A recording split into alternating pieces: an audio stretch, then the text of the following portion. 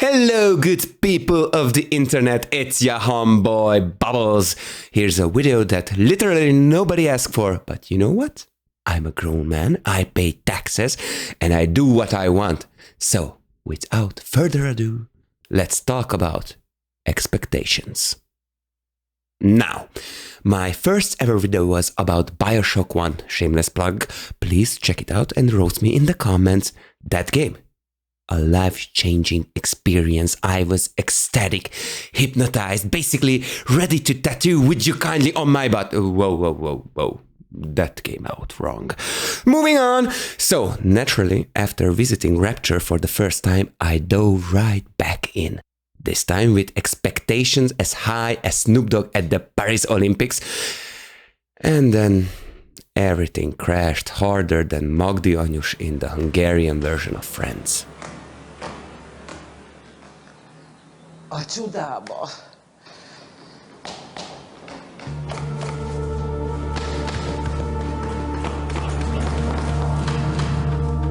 And that got me thinking. Expectations are basically invisible contracts we sign with reality, except reality never reads the fine print. Never! We expect people to text back, we expect diets to work after 2 salads, and we expect sequels to live up to their originals. But whose fault is it when those contracts get broken? Did the game change? Did I change? Did you change? Or did I? Or did you? Or did I? But the important thing is to handle expectations and emotions regarding those. So, Come a little bit closer! that's it. Now, hold my hand, relax, and let's talk about BioShock 2. Credit is where credit is due. The combat, it's the chef's kiss. It's much more fluid and we can now dual wield a weapon and a plasmid. So, no more juggling between a weapon and a superpower. By the way, plasmids are basically the game's version of magic. Light up the mood with a splicer barbecue or throw them away. Or just give them the 1000 volts of gentleness while filling them up with bullets. So we've been multitasking like a Balkan mom screaming at you and in the meantime making Ivar and watching the weather report. Oh, and the drill. Oh man, the drill. It's basically ASMR for people with anger issues. That hum, that grind, it's the closest thing gaming has to therapy. Forget yoga, just drill a splicer into the wall and call it inner peace. And you may ask, what's up with that? In BioShock 2, we play as a... drumroll please!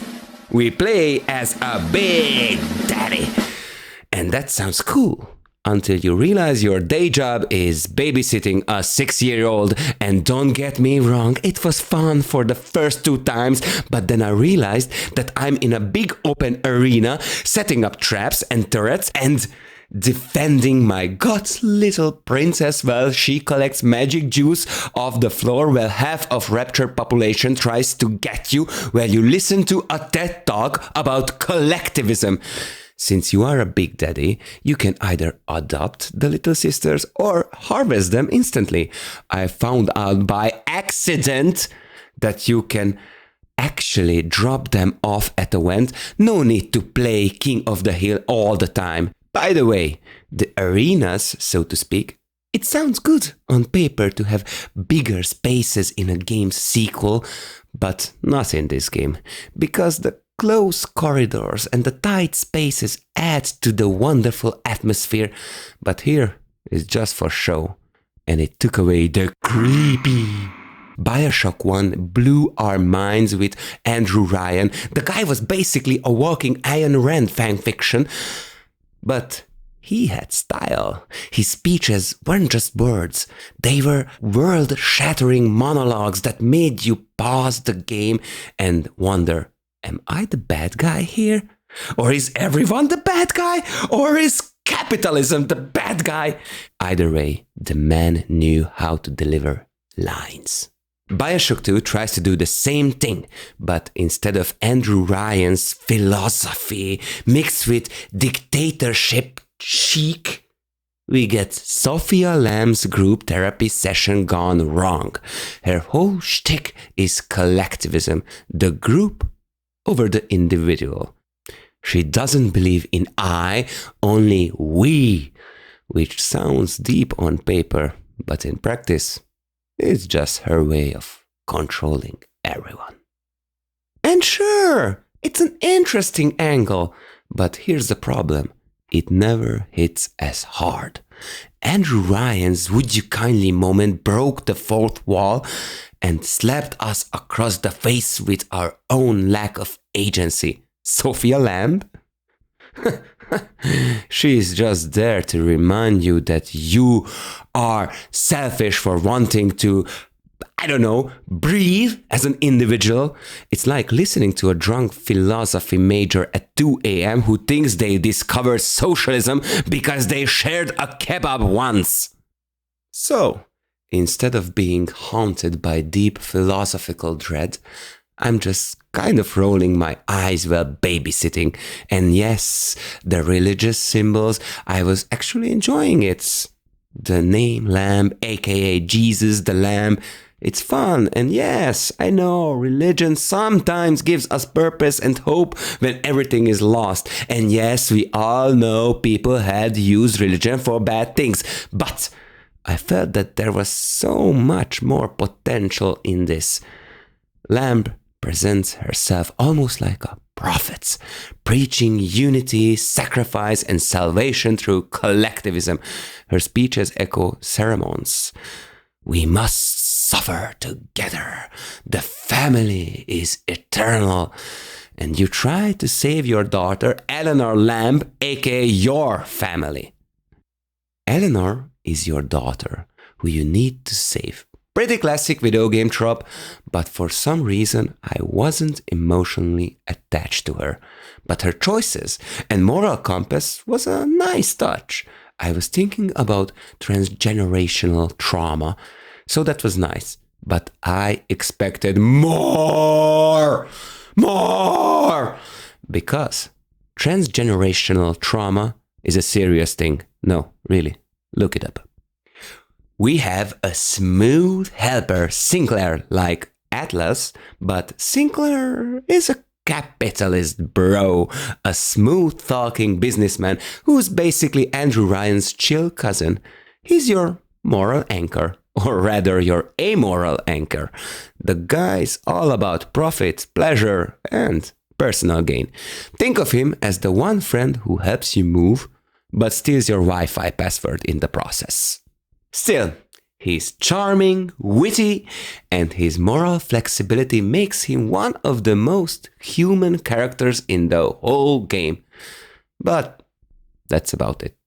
We have one more, but I don't want to spoil him.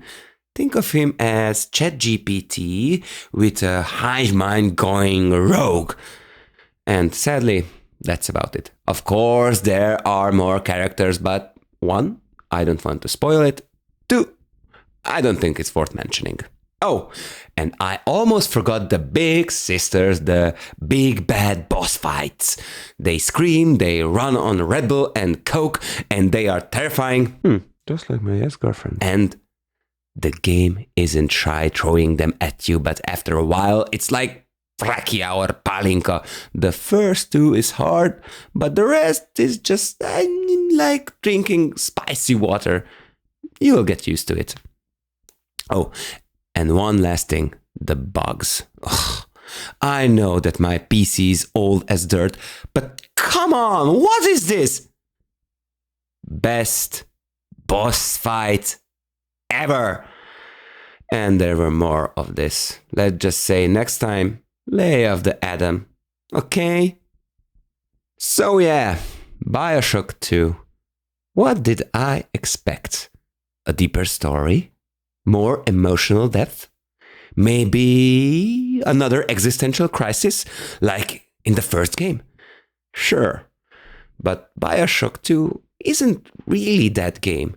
It's like meeting your childhood best friend years later, They've changed, you've changed, and now you're both just awkwardly talking about, how have you been doing? Great, thanks. Well, crying inside. It gives you better combat, slicker gameplay, and a few great moments, but it also feels like a cover band playing your favorite song just a little too fast. Not bad, just not magic. And maybe that's on me. Maybe expectations are the real villain here. They build perfect worlds in our heads, shiny, flawless, impossible, before the real one even loads in. We expect sequels to be better, people to text back, and our life choices to make sense before 3 a.m. But life, much like Rapture, doesn't care about your expectations. It just floods the room and hands you the drill. So yeah, BioShock 2 isn't perfect, but it's still a damn good game if you play it for what it is, not for what you want it to be. And maybe, just maybe, that's the point. Sometimes expectations drown out the fun. Anyway, I'm Bubbles, your friendly neighborhood disappointment enthusiast, and if you like this video, you know the drill. Like, comment, subscribe, and tell me in the comments why I'm wrong, because I live for the internet arguments. And remember, keep your expectations low, your drill charge, and your emotional damage somewhere around sea level. Peace out!